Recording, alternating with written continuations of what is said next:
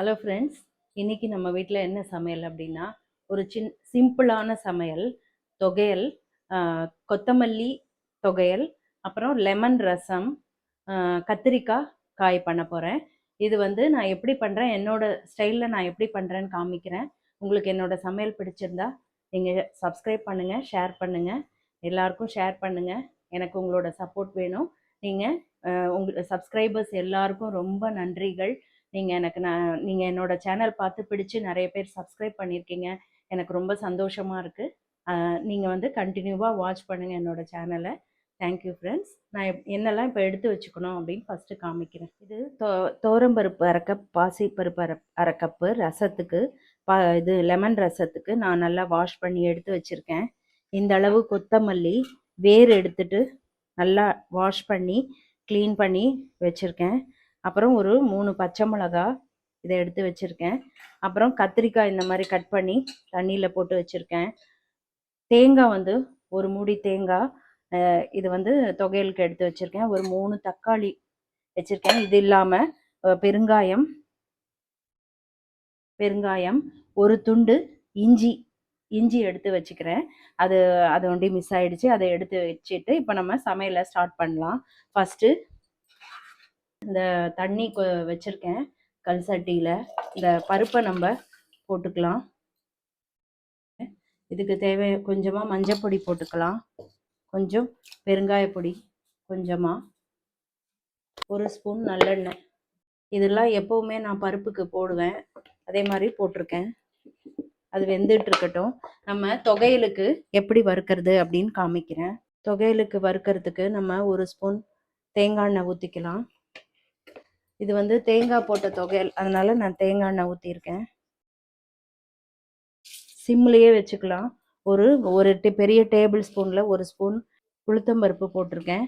இப்போ வந்து ஒரு 6 மிளகா போட்டிருக்கேன். தொகையலுக்கு கரெக்டாக இருக்கும்.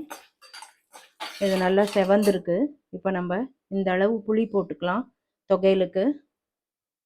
இந்த கொத்தமல்லியை ஜஸ்ட்டு அப்படியே காம்போட நல்லா வாஷ் பண்ணியிருக்கு, அதனால் ஒரு வாட்டி அப்படியே அடுப்பை ஆஃப் பண்ணிடலாம். லைட்டாக இது பாருங்கள், அந்த க்ரீன் கலர் மாறுறதுக்கு முன்னாடி ஒரு தடவை இப்படி பரட்டி விட்டு ஆஃப் பண்ணிக்கலாம்.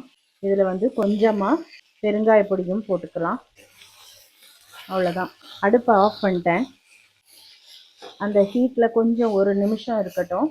உடனே நம்ம வந்து பிளேட்டுக்கு மாற்றிக்கலாம். அப்போ தான் அந்த க்ரீன் கலர் மாறாமல் இருக்கும். இங்கே பாருங்கள், அவ்வளோதான். நம்ம வந்து உடனே வந்து கடாயை விட்டு எடுத்துடணும், அப்போ தான் அந்த கலர் மாறாது. லெமன் ரசத்துக்கு குட்டி குட்டியாக ஒரு 3 லெமன் எடுத்து வச்சுருக்கேன். இது ஜூஸ் எவ்வளோ இருக்குன்னு பார்த்துட்டு அதுக்கேற்ற மாதிரி பிழிஞ்சிக்கலாம் அப்படின்னு. அப்புறம் ஒரு துண்டு இஞ்சி எடுத்து வச்சுருக்கேன், ஒரு 3 பச்சை மிளகா. இப்போ இந்த பருப்போடையே நம்ம ஒரு 2 தக்காளியை ஸ்லைஸ் பண்ணி நறுக்கி வச்சுருக்கேன், அதை போட்டுக்கலாம். அதோடு சேர்ந்து வேகட்டும். இந்த ஒரு அரை இன்ச்சு இந்த அளவுக்கு இஞ்சி வச்சுருக்கேன். இஞ்சியை தட்டி ரசத்தில் போட்டுக்கலாம். லெமன் ரசத்துக்கு கொஞ்சமாக நெய் போட்டுக்கலாம், ஒரு ஸ்பூன். கடுகு பாதி வெடிக்கும் போது ஜீரகம் போட்டுக்கலாம். பருப்பு நல்லா வெந்திருக்கு, திக்காக இருக்குது. ரசத்துக்கு நம்ம தேவையான அளவு ஹாட் வாட்டர் வச்சு எந்த அளவு ரசம் வேணுமோ அந்த அளவுக்கு நம்ம மிக்ஸ் பண்ணிக்கலாம். கடுகு ஜீரகம் வெடிக்கும் போது இந்த பச்சை மிளகாவை இதில் போட்டுக்கலாம். ஏன்னா பச்சை மிளகாவை நம்ம வதக்கி போட்டோம்னா வயிற்று வலி அந்த மாதிரி இஷ்யூஸ் வராது. அதே சமயம் லெமன் ரசத்தில் நல்ல வாசனையாக இருக்கும். லெமன் ரசத்தில் 2 விதமான பருப்பு இருக்குது, லெமன் இருக்குது, எல்லாமே உடம்புக்கு நல்ல ஐட்டம்ஸு. பச்சை மிளகா மட்டும் நம்ம வதக்கி போட்டுட்டோம்னா வயிற்று வலி வராது. இதை வதக்கி போடும்போது அதோட ஃப்ளேவரும் நல்லாயிருக்கும். அதில் இஞ்சி இருக்குது, உடம்புக்கு ரொம்ப நல்லது. நம்ம போட்டிருக்கிற எல்லா ஐட்டம்ஸுமே ரசத்தில் நல்ல ஐட்டம்ஸ். இப்போ பாருங்கள், கொதிச்சிட்ருக்கு. இப்போ நம்ம இந்த பச்சை மிளகாவை போட்டுடலாம். இதுதான் வந்து ரசத்துக்கு காரமே இதுதான். வேணுங்கிற அளவு நம்ம ரசத்துக்கு, ரசம்னா அதுக்கேற்ற மாதிரி நம்ம தண்ணி கலந்துக்கலாம். காய் பண்ணுறதுக்கு 2 டேபிள் ஸ்பூன் எண்ணெய் விட்டுக்கிறேன். எண்ணெய் விட்டு கடுகு போட்டுக்கிறேன். கடுகு வெடிக்கிறதுக்குள்ள நம்ம இங்கே ஜாரில் என்னெல்லாம் போடலாம் அப்படின்னு சொல்லி அதை ரெடி பண்ணிக்கலாம். கொஞ்சம் குவிக்காக இந்த லஞ்சு பண்ணுறேன். இங்கே பாருங்கள், ஒரு அரை மூடி தேங்காய் போட்டிருக்கேன். தேங்காய் எடுத்து தொகையலுக்கு வச்சதை போடுறேன். அது கூடவே நம்ம இந்த மிளகாவை போட்டுக்கலாம். கொத்தமல்லி மட்டும் நம்ம கொஞ்சம் தனியாக போட்டுக்கலாம். இங்கே பாருங்கள், மிளகா போட்டிருக்கேன். இப்போ இந்த பருப்பையும் அப்படியே கொத்தமல்லியை ஒதுக்கிட்டு இந்த பருப்பையும் போட்டு தடவை அரைச்சிக்கலாம். கடுகு வெடிச்சிருக்கு. இதில் நம்ம இந்த கத்திரிக்காவை போட்டுக்கலாம். கத்திரிக்காவை ஆன் பண்ணியிருக்கோம் இல்லையா, இதில் வச்சு ஒரே ஒரு டம்ளர் நம்ம வந்து தண்ணி விட்டுக்கலாம். தண்ணி விட்டுட்டு பெருசாகவே வச்சு நம்ம வேக வச்சுக்கலாம். சின்னதாக வைக்கணும்னு இல்லை, சின்ன அடுப்பில் நான் பெருசாக வச்சுருக்கேன் ஃப்ளேமை. இப்போ இது பாருங்கள், இந்த மிளகாவோட சேர்ந்து கொதிக்கும் போது அதோட காரம் கொஞ்சம் இறங்கும். நமக்கு வேணும்னா கொஞ்சம் இதுக்கு மேலே வேணும்னா, ஆனால் ஆக்சுவலி இதுக்கு இஞ்சியும் பச்சை மிளகாவும் சேர்ந்த ஃப்ளேவர் தான் அது நல்லாயிருக்கும். வேறு எந்த காரமும் அதுக்கு நம்ம போட வேண்டியதில்லை. தேவையான அளவு உப்பு போட்டுக்கலாம். இப்போ நம்ம இந்த தேங்காவை கிரேட் பண்ணியாச்சு. தேங்காய் இந்த இதை சேர்த்துக்கலாம். கொத்தமல்லியை ஏன் நான் லாஸ்ட்டில் போடுறேன்னா, முதல்லேருந்தே நம்ம கொத்தமல்லியை போட்டு அரைச்சிட்டு இருந்தோம்னா கலரே வந்து பச்சை கலராக இருக்காது, மாறிடும். அதுக்காக நான் வந்து இதை லாஸ்ட்டாக போடுறேன். இப்போ இதில் உப்பு நம்ம இன்னும் போடலை, உப்பு போட்டுக்கலாம். இந்த அளவு உப்பு சேர்த்துக்கலாம். கொத்தமல்லி தேங்காய் தொகையில் அரைச்சாச்சு. இதை நம்ம ஒரு பவுலில் ட்ரான்ஸ்ஃபர் பண்ணிக்கலாம். இப்போ லெமன் ரசம் பாருங்கள் எவ்வளோ ஜம்முன்னு நமக்கு ஏற்ற மாதிரி இருக்குது. இது இப்படி தான் இருக்கும் டேஸ்ட். ஆனால் சூப்பராக இருக்கும், உடம்புக்கு ரொம்ப நல்லது. நம்ம வந்து இனிமேல் வெயில் காலம் வந்துருச்சு, லெமன் சேர்த்துக்கலாம்.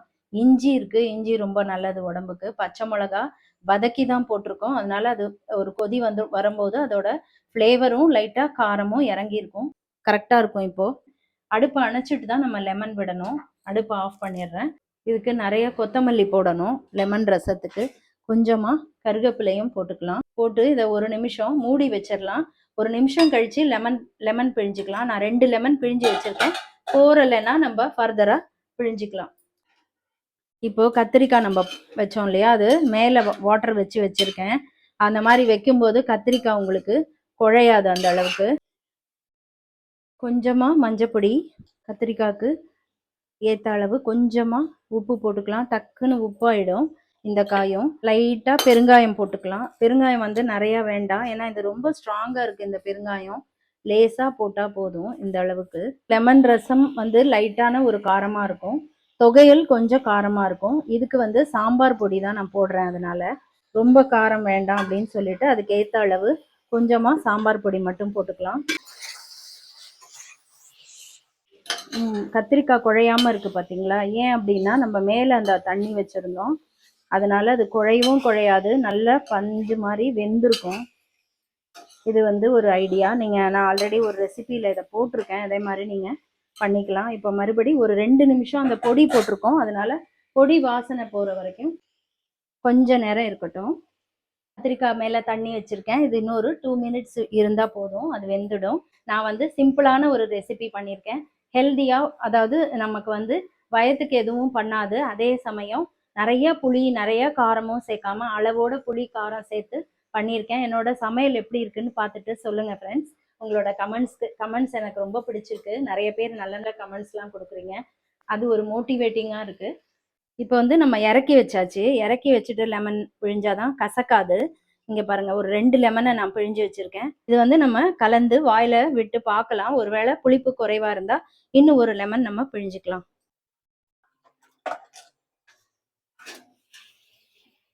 பாருங்கள், சூப்பராக கத்திரிக்காய் வெந்திருக்கு, நல்லா ஜம்முன்னு ரெடி ஆயிருக்கு. இந்த காய்க்கும் அந்த ரசத்துக்கும் தொகையலுக்கும் சூப்பராக இருக்கும். எப்படி வெந்திருக்கு பாருங்கள். லெமன் வந்து இந்த அளவுக்கு ரசத்துக்கு அந்த 2 லெமன் கரெக்டாக இருக்குது புளிப்பு. எங்கள் வீட்டு சமையல் இன்னைக்கு இதுதான். கொத்தமல்லி தேங்காய் போட்டு தொகையல், கத்திரிக்காய் காய், மாங்காய் ஊறுகாய். இது வந்து தூயமல்லி ரைஸ் வச்சுருக்கேன் இன்னைக்கு.